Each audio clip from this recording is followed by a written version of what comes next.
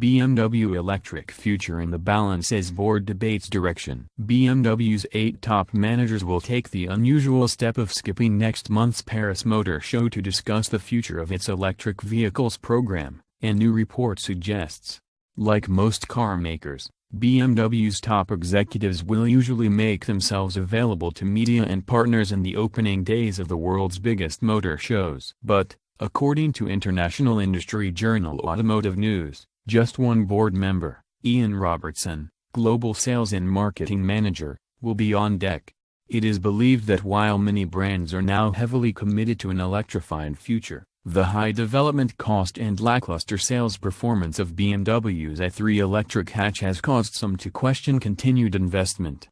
When the i3 was revealed in early 2013, Robertson claimed in an interview with the Wall Street Journal that it would be profitable from day one. With around 25,000 sales in 2015 to 150 in Australia, the i3 claimed the title of third best-selling electric vehicle in the segment's history, behind the Nissan Leaf and the Tesla Model S.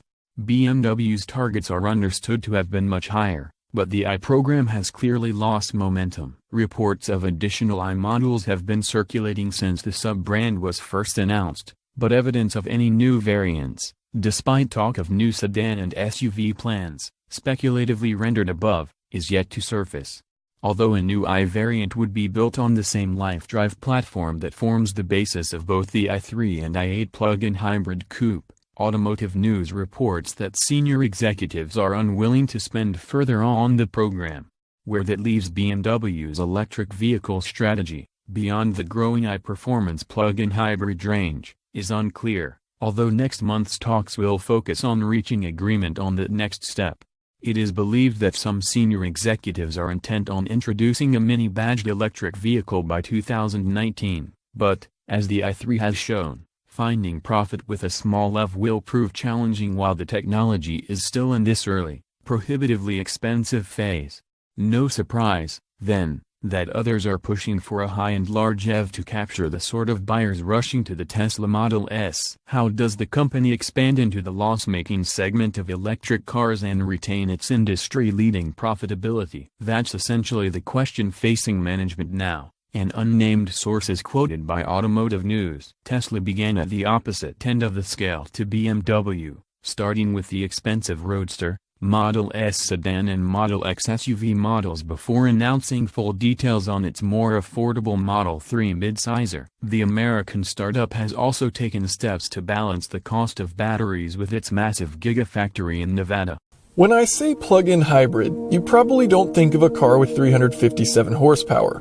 When you hear 76 miles per gallon electric and gasoline combined fuel economy, you won't expect 420 pound-feet of torque.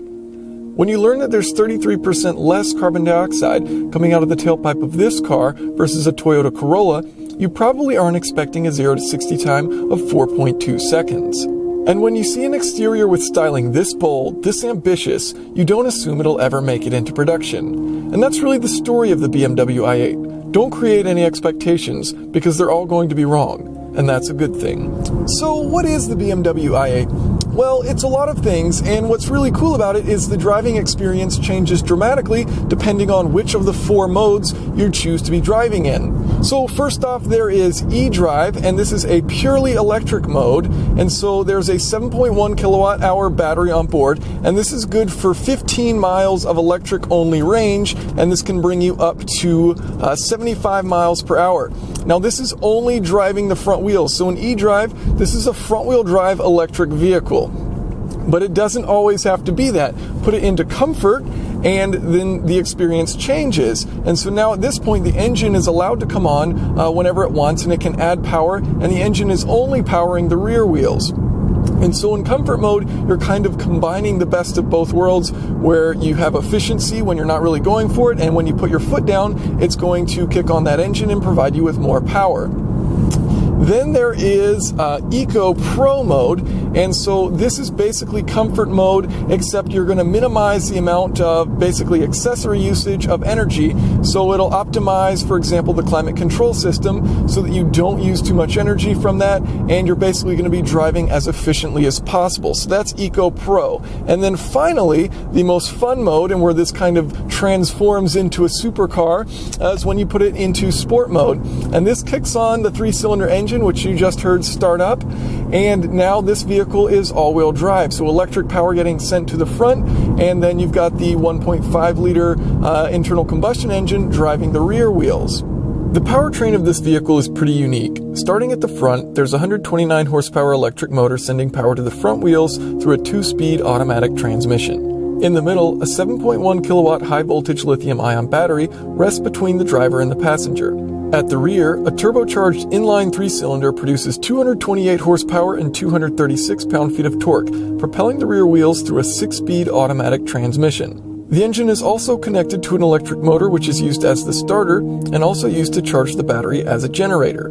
Keeping in mind that there are 2 power plants, 1 electric and 1 gasoline, and 2 transmissions, depending on the circumstances, it's theoretically possible for the car to be front-wheel drive, rear-wheel drive, or all-wheel drive. And so when you combine the torque of an electric motor, which is instantaneous, and then that turbocharged engine, when you put your foot down, you get immediate torque, and then it builds because of the turbo lag of the engine, so it builds up boost, and so you get immediate torque, you're slammed back in your seat, and then you continue to have that acceleration pull harder as that turbocharger spools up, and then you get the full power from the rear axle. It's a really cool experience, and it's pretty different than most of the cars I've ever driven, just because of how instantaneous the torque is immediately, and then it just continues to build, and it has a really cool feeling to it, and it pulls really hard. Now in sport mode, you do have the ability to manually shift, and actually this is a very fast shifting automatic transmission, the 6-speed automatic. I would say equal to that ZF 8-speed, which I tested in the Jaguar F-Type and the Aston Martin Vanquish. It's extremely quick to shift gears. That sound. It sounds great. You know, there is artificial noise being piped in here through the speakers or through wherever to make you excited about what you're listening to. If you ignore that fact, it does sound amazing in here. You've got this nice whine from the electric motor, and then you've got, you know, a throatiness from the ICE. And that downshift just sounds great.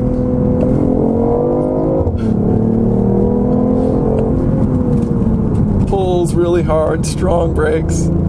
And so what it does, what you'll notice on the display up front is this e-boost. So when you put your foot down, you get that electric boost immediate.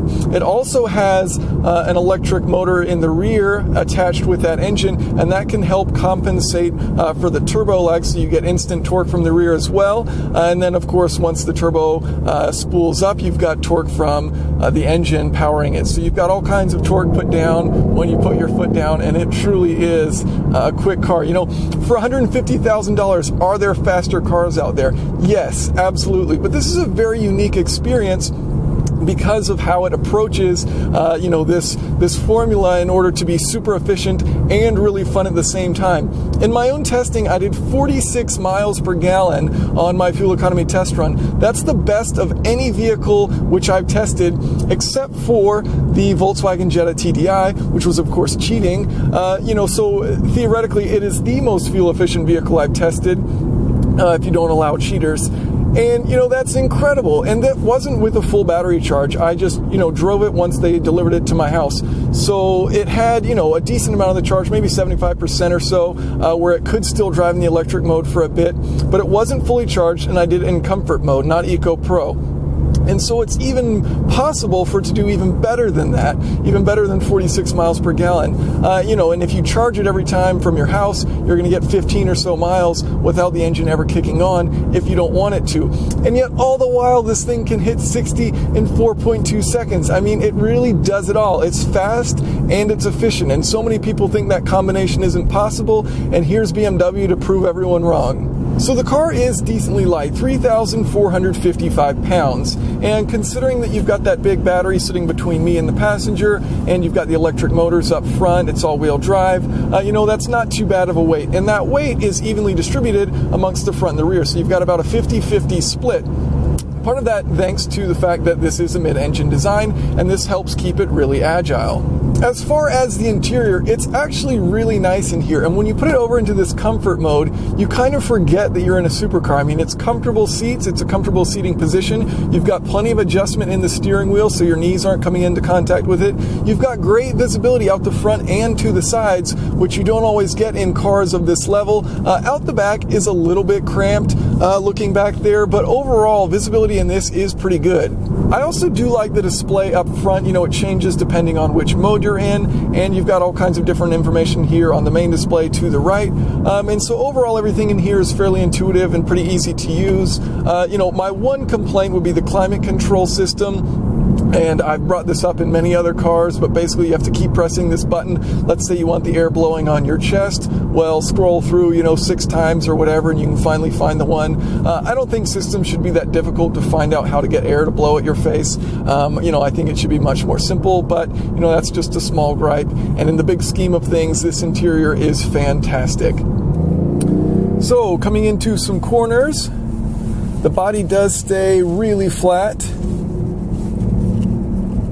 Ease onto the accelerator as you pull out.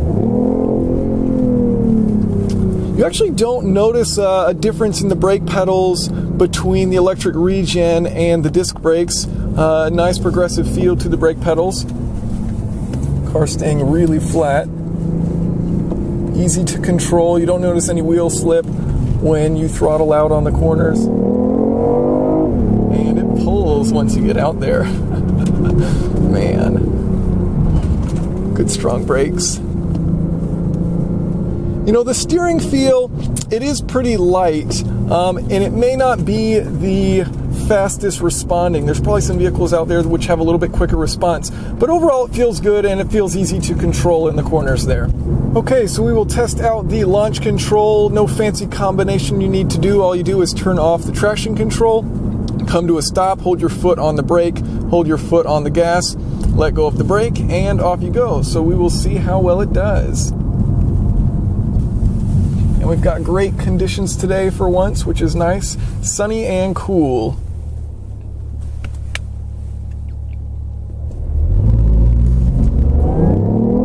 Oh man, that pulls. Wow. That is an awesome launch. That electric torque, it's just immediate. The second you let off the brake pedal, you're just getting launched. That felt phenomenal. Now I'm going to go ahead and put it into the electric mode just to see. So we are on the highway doing 70 miles an hour in purely electric mode. So the only noise we hear comes from the wind and road itself. I'd say primarily you just hear a little bit of road noise, not really much wind noise. And the maximum speed it can go in electric mode is 75. So let's see what happens. Ooh, we're doing 76. We've broken the machine and gone past the theoretical limit. So it's saying topping out at 76. I also like that when you press the button, it automatically moves the gear shift over. So if you've got it in sport and then you put it into e-drive or comfort, it moves the lever right over.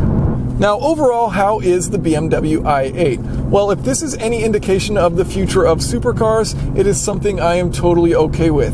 It's extremely fuel efficient, it's really fast, and it's this perfect combination of both efficiency and fun to drive, which I absolutely love.